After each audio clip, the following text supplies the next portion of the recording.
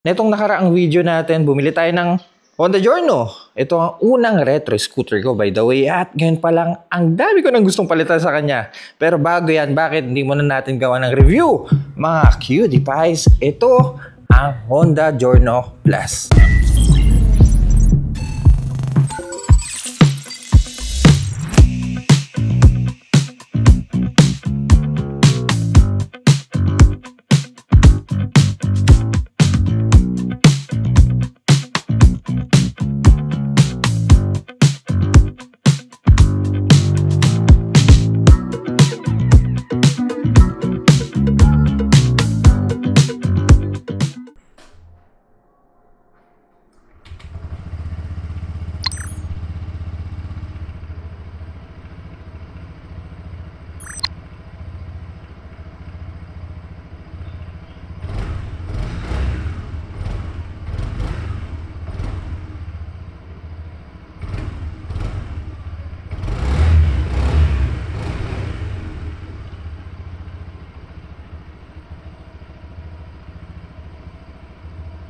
Ito ngayon for 2025, ito ang bagong retro scooter ni Honda, ang Giorno Plus. May plus pala. Bakit lagi ko nakakalimutan ng plus?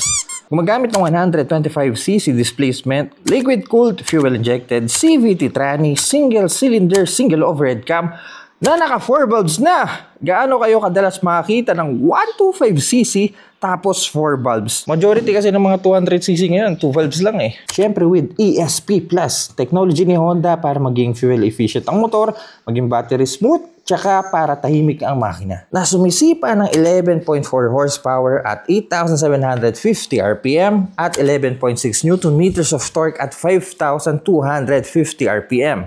Fuel tank capacity is 5.4 liters, may timbang na 116 kilograms at mabibili nyo for an SRP of 101,900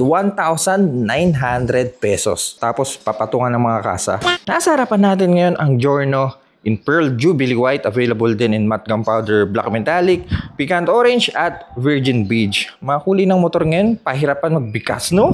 Mas mahirap bigkasin, mas social eh. Modern classic scooter na medyo basic, minimalist, yet may arrive. Maganda tignan. Actually guys, itong pagka-weight niya, malayo sa weight ng PCX ko noon. Sa PCX, Pearl Fadeless White naman ang pangalan ng kulay noon. Itong klaseng puti naman yung Pearl Jubilee. Maganda pareho yung pagka-weight eh. Pero kung ako ang tatanungin nyo, mas gusto ko yung white ng PCX eh. Umpisa natin dito sa harap. You have that round chrome cover sa headlight niya. Tsaka gusto ko yung itsura ng headlight niya. Simple, pero ang ganda, ang linis, elegante. Tignan yung headlight ah. So you have that very nice looking LED headlight at kapag nag-high beam tayo, yan ang tsura niya. Sa baba ng headlight naman ay ang inyong Honda logo in silver badge na napapalbutan ng chrome plate sa gilid. Tignan nyo kung gaano kalapad yung unahan nito. I mean dito sa part na to. Ang chubby tignan, di ba? Tapos meron kayong parang mata dito sa baba. By the way, this is your turn signal. This is bulb type, hindi pa po LED to. And then chubby fender dito sa unahan. So ganun lang kasimple yung front end natin. By the way, this is our key. Yes, keyless po ang Giorno. So ito ay kailangan nyo lang bulsa. Punta tayo sa pinakakanan. Kung makikita nyo may logo ng lock. Kasi yan yung lock ng steering wheel natin. So mag-park kayo na matagal, ganyan setup nyan. Alam nyo na yan. And then kung gusto nyo ilipat to, hindi nyo basta-basta magagawa yan unless pipindutin nyo muna. Kasi kung ikot-ikot lang, mahirap siya matigas. Kailangan nyo pindutin, pero dapat malapit sa inyo yung susi. So pindutin natin. Then twist lang. And then ikot pa one time. Mapupunta tayo sa operation ng seat and fuel. Dito natin mabuksan ang fuel filler cap. So pindutin nyo lang to. Tingnan nyo to ah. Pindutin ko tong part na to. Bubukas siya. Ang cool ng mechanism kung paano bubukas yung cover. So isa pa. Dude! Sa PCX ko nun, hirap na hirap akong iangat to kahit pinindot ko na tong part na to. Kailangan mo pang sungkitin ng kuko. Pero eto, ayan, easy access lang. Napapalibutan siya ng rubber cover dito para kung sakaling tumapan yung gas, hindi maapektuhan yung mga ibang parte kasi bakal na agad to yun. Para mabuksan ang upuan, pindutin nyo lang to. Marinig nyo yung click. By the way, bago natin tignan yung utility box, you have that very nice looking brown leather na may gantong klaseng stitching. Sobrang retro. Bumaga yung pagka-brown niya sa throttle grip. Which mamaya babalikan natin itong part na to. Tsaka malapad siya eh. Oh. Tsaka gusto ko pa dito may logo ng Honda sa likod. Oh. Anyway, yan. Yun lang, hindi pa hydraulic yung puan natin. So every time na bubuksan nyo siya, Ayan, manginginig siya. Especially pag sasara nyo siya. Kaya dapat dahan-dahan lang. Kasi baka hindi sumakto. Alright, for our compartment, utility box, ganito po siya kalaki. 30 liters ang space nito. Para sa akin, okay na to eh. Dito ang access natin para sa coolant at para ma-monitor natin. Ito yung level niya, upper and lower. May mga konting tools. Yan, pantanggal ng spark plug. Ito kung gusto nyo ilagay yung mga papers nyo dyan. Ito, screw. And also, meron tayong hook dito para sa mga helmet natin. So that's our utility box. Meron tayong hook, parang saling gusto nyo mamalengke, mga binili nating merienda. Yan, sabit nyo lang yung mga plastic dyan. Then meron tayong cover o maliit na compartment dito sa left side ng motor. Ito, hindi siya pwedeng i-lock, unfortunately. Slide mechanism to para buksan. Ayan. Ito lang ayoko, medyo malata. Ewan ko, hindi premium yung pakiramdam kapag binubuksan nyo siya. Anyway, at least meron tayong compartment. Ito lang po ang space natin. Actually, hindi kayo pwede maglagay dito kasi, ayan. Matatamaan na siya. So, ito lang lagay ng cellphone. Itong part na to, alam nyo ba? Naalala ko sa kanya yung cellphone holder sa gitna ng Honda City. Mga bagong Honda City. Parang ganito eh. Tapos, lagyan nyo yung cellphone nyo. Ayan. And then, siguro mga iba pang maninipis tulad ng wallet. And then, meron tayong USB charging port. Part na to. USB type. Dito katulad ng ibang motor na USB tsaka Type-C. Ito isa lang. Pero may cover naman. Cabitel section naman yung naka-emboss na Jorna logo dito in chrome. Nice. And para sa passenger foot pegs natin, ayan dito siya. So, hilahin nyo lang. Ayan. Sinubukan naman yung Scoot, may back ride ako. Ewan ko pero siguro naninibago lang yung back ride ko. Kasi every time na umaapak siya, hindi siya komportable kasi umuurong tong part na to. Tapos madali din siyang mabend. Siya tulad ng PCX na intact kapag lapag mo, ito pa horizontal yung PCX pa vertical. So pag pa vertical yung footrest mo, yung puwersa ng paa mo, ganyan. So naapak mo siya na maayos, hindi siya malikot. So stable tsaka relax. Ito kasi may tendency na matulak-tulak mo to. Ewan ko hindi gusto yung ginawa nilang footrest para sa pasahero. And grab bar na malapad para sa mga bakit natin in silver. Ganda na itsura ng taillight niya. Malaki-laki. Medyo maalikabok nga lang. Then meron tayong chrome plastic sa taas. Then maliit na fairing sa likod. Meron din tayong street light. For our dash, meron tayong inverted LCD display. Tada! May kamukha, di ba? Kasi kinuha to sa Honda Click. Pero ganoon pa man, nag-share man sila ng parehas na display. Maganda pa rin siya tignan. Pero siguro dahil galing ako sa Honda Click, siguro naghahanap lang ako ng kahit papaano bago sa display niya. Kasi yun pa rin eh. For the left side, we have our fuel gauge, speedometer, clock, odometer, fuel efficiency meter, at kung gusto nyo mabago yung mga mangilang-ilang display dito, meron tayong dalawang button dito sa baba. Isang select at set button. For example, pipindutin natin itong select.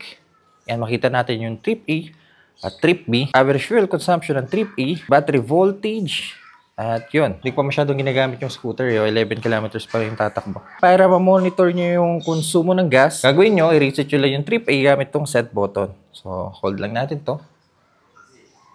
Ayan. Mamaya malaman natin kung kamusta ba fuel consumption ng Giorno. That's it for our dash. Nothing more, nothing less. Ang dito ang ating button para sa idling stop system. Malaking tulong to para mapatipid ang konsumo ng gasolina nyo. Every time na pupunta kayo sa mga traffic light. Once na naka-enable to or naka-on, ikat nyo yung linya ng power at yun. Para umandar ulit yung motor, hindi nyo na kailangan start pa yung bike. Ang kailangan nyo lang ay pumiga ng onti sa throttle. Which is mamaya, i-demonstrate natin kapag nasa daan na tayo. Ignition switch sa pinakababa at for our throttle grip, meron tayong brown color na bumagay sa kulay ng upuan at maliit na bar end. For our mirror, meron tayong medyo retro-looking salamin na may manipis na stem and chrome.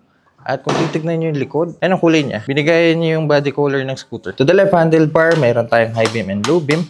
Busina na gusto ko ang itsura, medyo manipis, katulad ng ibang scooter or motor ng Honda na medyo nakaangat. Ito medyo flat pa siya.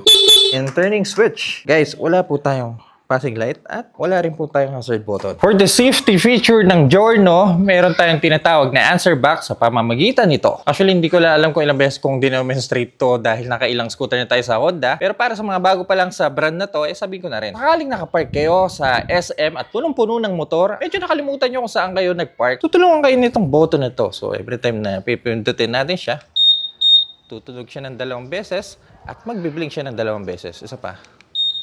Yan. This is operationable by 2 meters. Para naman sa anti-theft alarm, kailangan nyo lang gawin, pindutin itong part na to 1 beses. Yung sound na yon, ibig sabihin nun, na-activate na yung anti-theft nyo. Isa pang indication na naka-enable ang anti-theft nyo, kapag may nakita kayo namumulang nagbiblink dito sa dash. Ayan. So, ibig sabihin yan, naka-on na yung anti-theft. Testingin natin! Ha! Oh. Tutugtog siya for about 10 seconds. Kung gusto niyo naman siyang patayin agad, pindutin niyo lang tong button sa taas.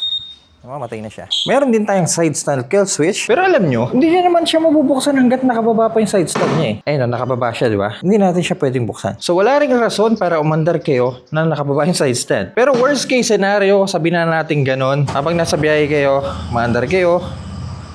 At kapag binaba nyo yung side stand, automatic mamatay yung makina. Sa pang safety feature ay ang combi brake system. Ginagawa nito once na pumiga kayo sa left lever, harap at likod na preno ang gagana sa inyo. Hindi katulad dito na isang piraso lang. So, mas safe kapag pipigayin nyo yung dalawa. At merong handbrake. Sakaling nasa patikline kayo area, uneven pavement, at gusto nyong huminto saglit or ipark yung motor nyo, pindutin nyo lang itong lever at ayan, ilock nyo siya. Front suspension, napaka-basic conventional forks. Pagdating sa brake, we have single piston Nissin caliper. Ulitin ko, Giorno, wala pong ABS pero gumagamit naman ng combi brake system, which is para sa akin sapat na para sa displacement niya, hindi rin naman ganun kalakas to. Nice looking alloy wheel, de 12 puto. Tignan yung pito niya. Naka-bend type na. So, madaling maglagay ng hangin. At dipstick po ang pag-check ng oil level nyo. Cute na straight muffler na may plastic cover. Sa likod, naka-drum brake po tayo. Stock tire, gumagamit ng hindi masyado makita dito sa likod eh.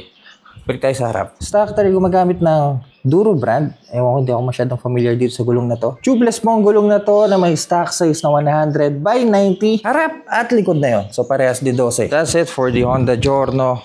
Subukan naman natin sa daan. Alam niyo guys, simula nung kinuha ko tong motor na to, hindi ko pa nailalabas subdivision to. Ito yung hinihintay kong moment eh. Yung unang upo para genuine pakiramdam kapag sinasabi ko sa inyo yung experience ko sa bike na to. Okay, by the way guys, battery location nandito po sa harapan ng motor. Ang Honda Click kasi, nandito sa right side ng gully board. Dito sa Giorno, nandito siya. Ang simple niya lang no. Kumpara sa Fazio, ang laki niya tignan. Kaya naman, nung unang sinakyan ko to sa Taguig, nung launching ng Giorno, yun yung moment na tipong, pwede to ah. Pero tama ng daldal. Mga cutie pies, unang upo. Ay, naka-center stand yung scooter. Tiptoe ako obviously. Pero kapag binaba na natin siya, ayan, parang walang nangyari. Tiptoe pa rin ako. Medyo mataas yung upuan niya. Seat height is 780mm. Tayo may 33 inches inseam, pero tiptoe pa rin. Ang lapad na upuan niya eh. Baga yung hita ko, may tumatama pa rin. So mangyayari, nag-spread yung legs ko. Kaya medyo mahirap mag-flat foot sa seg. By the way, we are 6 flat at yan to ang tindigan natin sa Giorno. Yan, sa nakita nyo ngayon, kamusta ba? Okay ba sa mga ganitong klaseng height? Okay, wala namang mga kahit anong modes tong bike na to. Tara na. Pag-usapan muna natin yung ergo ng bike, yung position ko ngayon sa motor na to. Ganito lang po yung space ng paa natin, yung legroom natin. Hindi siya katulad ng mga 160cc, yung PSX ko dati na kahit pa paano na-stretch mo yung legs mo. Dito hindi. Ayan lang. Teka, hinto muna tayo saglit. Meron akong gusto i-confirm eh. Unang scooter ko, by the way, naka Honda Click 125 ako. Binenta ko yun kasi masyadong narrow yung legroom ko dun sa motor na yun. Especially kapag nagbe-brake ako. Natama yung parating matalim dito sa Honda Click eh. Ngayon, comparing dito sa Giorno, kahit pa paano maluwag-luwag yung space ng tuhod ko, itong mismong legs ko, hanggang dito sa part na to. So yan oh. Yan ay dahil ang lapad ng upuan. Ang laki pa ng space para sa pasahero. Hanggang dito ko nilalagay yung puwet ko. Ayan. So ganito ang legroom ko. Nagagawa ko to kasi mahaba akong tao. Usually kapag sabi nating si Mrs. sinakyan niya to, 5'2" ang height niya, hanggang dito lang niya kayang umupo. Kasi kapag umusog pa siya, hindi niya naabot yung sahig. Kaya naman, sa mga hindi ganong katangkaran, tapyas isa mas. Especially dito sa part na to. Itsura ng legs mo, ganyan, nakapa-wide. Hindi katulad ng sabi nating underboard, mga naked bike. Pag upo mo, drop agad yung legs mo eh. Eto, pa-wide pa. Kaya naman tignan nyo ako, tiptoe. So para sa mga katulad kong 6 flat, okay yung legroom ko sa part na to. Ang isa pang ininda ko lang sa Honda Click ko, yung turning radius na tama dito kapag full turn. So ito, expect tatama siya. Pero naman kasi, kapag nag-full turn ka, lalo na't sobrang bagal mo, tendency, dinadrop down mo yung dalawang paa mo sa sahig. So, ayan, walang tatama. So para sa akin, okay lang yon. So legroom para sa akin is okay. Handlebar, your typical scooter, syempre monoblock riding position. Tsaka napansin ko dito sa upuan natin, medyo matigas yung foam na ginamit sa kanya eh. Ay.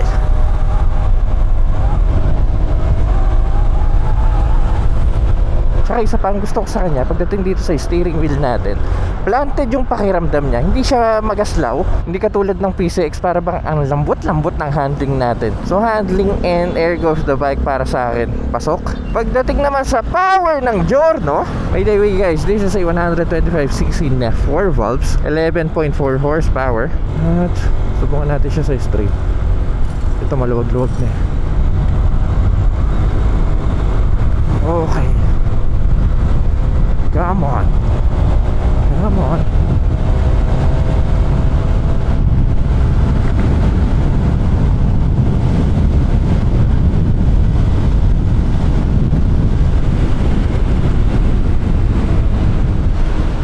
Uy. Tumiklop yung side mirror. Ganun kakabilis? Tumiklop yung side mirror. Kung ikukumpara ko siya sa Yamaha Fazio na nireview natin siguro 6 months ago, nakalimutan ko na, mas may tulak to kumpara sa scooter na yon. Ramdam mo yung extra push kapag humipiga ka sa throttle. Tsaka ito, nagulat ako ha, beefy yung response ng throttle, tsaka yung feeling ng brake. Iba talaga pag bago yung motor, no? Pag bumiga kayo sa front lever, front brake lang yung gagana, at pag bumiga naman kayo sa left lever, ito dito nagagana yung combi brake. So harap at likod na to, equal yung distribution ng brake pag itong left lever ang ginamit nyo. May nag-comment sa akin ano ang pagkakaiba ng combi brake sa ABS. Ang ABS kasi isang device yun na nilalagay sa isang motor para mag-trigger sa ECU na nag-hard braking ka for emergency purposes, para hindi ka mag-skid, pagbasa, pag mabuhangin. Actually pag mabuhangin, kahit may ABS ka, tudulas ka talaga eh. Tapos may extra safety ka sa ABS, kaya siya mahal. Combi brake naman, kumbaga may extra palo pa siya sa brake nyo, not like your conventional brakes. Ito, isang lever, dalawa agad gagana. Pasok na tayo dito sa division na to, Sierra Nevada. Itong power niya, itong setup na ginawa ng Honda dito sa Giorno, ito ang masasabi kong perfect bike o perfect scooter para sa city. Papasok kayo sa trabaho, sa school nyo, pamorma, kukuha kayo ng Giorno. Isa lang naman ang purpose mo eh, kumuha ng isang retro scooter. Kasi ilan lang ba ang retro scooter na nasa Japanese category? Isa pa, ito para sa akin, good move to ng Honda. Sa Honda Click kasi, ang ginawa nila doon, ayan, sa motor na yan, ganyan na ganyan, yung motor ko dati, Honda Click na pula. Yung battery, nilagay nila dito sa footboard, sa may right side. Ang downside lang nun, kung ipang daily nyo yung motor at nakatira kayo, sabihin natin sa Manila, kung inabot kayo ng baha at umabot sa part na to, sa may footboard nyo, ganun kataas, eh delikado kayo kasi andyan yung battery nyo eh. Kaya naman dito sa Giorno, ginawa nila, nilagay na nila dito sa taas. So mas convenient, mas mataas. Hindi naabuti ng baha. Tsaka guys, isa pang napansin ko sa kanya, ang tahimik ng makina niya. Hindi katulad ng Fazio nung PCX. Pag i-start mo sila, rinig na rinig mo yung under ng makina eh. Ito napaka-tame, napaka-inhin. Tame na hindi mo alam kung naka-on yung makina eh. Teka, medyo OA na yung part na yun. Pero guys, ganun siya katahimik. And napansin ko sa kanya, hindi siya ganun ka-vibrate tulad ng ibang scooter na 125. Para naman sa mga nagtataka, para sa yung idling stop system. Ganito yun guys. Every time na mag-approach kayo sa traffic light, sabihin natin, ayan, traffic light na yan, kailangan nyo huminto, syempre, without killing the engine. Ayan, kusang mamamatay yung makina nyo. Isang features yan ng Honda para makatipid kayo sa gasolina. Dahil sabihin natin nag-green na, nag-go na, hindi nyo kailangan pigain pa yung left lever at pigdutin tong ignition switch. Kailangan nyo lang gawin, pigain yung throttle. Ganun lang. I think majority ng mga brand ngayon sa lower displacement, yung mga bagong scooter meron ng gantong technology. Ito maganda gamitin gantong scooter sa gantong scenario. Sa napaka-traffic na kalsada ng Pilipinas, sa mga maliliit na tao at hindi masyadong abot yung sahig, dito kayo ramdam ko may hirapan kapag nag-filter na kayo sa mga traffic. Para sa mga beginner, ulitin ko, Tapyas is a must. When it comes to this brand, napaka-fuel efficient ng brand na to. Isa pa dahil Japanese bike to. Ang mga pyesa nagkalat lang kung saan-saan. So madali mo siyang makakalikot, parang laruan lang, para kayo nagtatamiya. Isang reason yun kung bakit gusto ko ng mga Japanese brand. Pag may kailangan akong palitan, nahanap ko agad within the day. Yung mga ganun ba?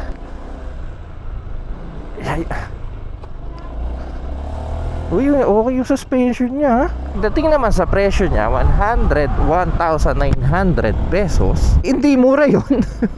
Para sa isang 125cc. Pero para sa akin, pwede na para sa may offer ng bike. Malakas, kahit 125 lang siya. For the fuel consumption, nakita nyo yung takbuhan natin kanina, medyo naipit tayo sa traffic. May mga mangilang-ilang open roads tayo nadaanan. We got the bike for around 42 km per liter. Pero sa palagay ko may ititipid pa to kasi dito lang ako nag-ikot eh. Kung naka-Honda Click 125 ako, naalala ko, like 52 km per liter ako. Itong reading na to kaya pang iangat to eh. Marami ring factor na nag-vary eh. depende rin sa timbang nyo. Ako medyo mabigat ako, 85 kilograms. Syempre mas lalakas to kapag may angkas tayo. Depende rin sa takbuhan nyo.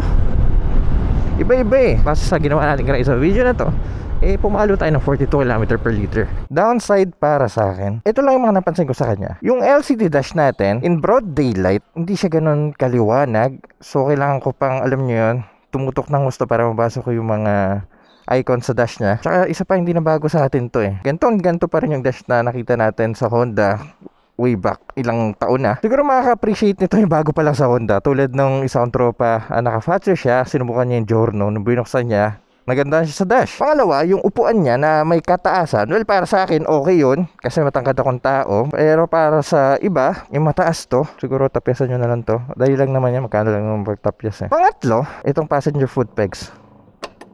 Every time kasi na umupo ka sa likod ng Giorno, hindi siya komportable. Tingnan nyo to Sabihin natin back ride ako, maligalig yung paa nyo. Kumbaga hindi intact. May time na sabihin natin pag nagpipreno, kapag mabilis, hihinto, alam nyo yun, magaslaw. Ewan ko, para sa akin sobrang sablay ng ginawa ng Honda dito. Ano pa ba? Gulong. Siguro papalitan lang natin yan next content. Abangan nyo na lang. Tsura ng bike, wala akong masabi. Sobrang okay sa akin. Let me know what you guys think sa Giorno. Gagastos ka ba ng 101,900 pesos para dito? Kung nakatulong po itong video na to, kindly leave a like. At kung mahilig kayo sa mga ganitong content, huwag kayong mag-alala dahil nasa tamang channel kayo. Tama ba? So make sure to press that subscribe button dyan sa baba. Abangan nyo po ang journey natin dito sa Giorno. Teka, pursue na. At see you po sa next content.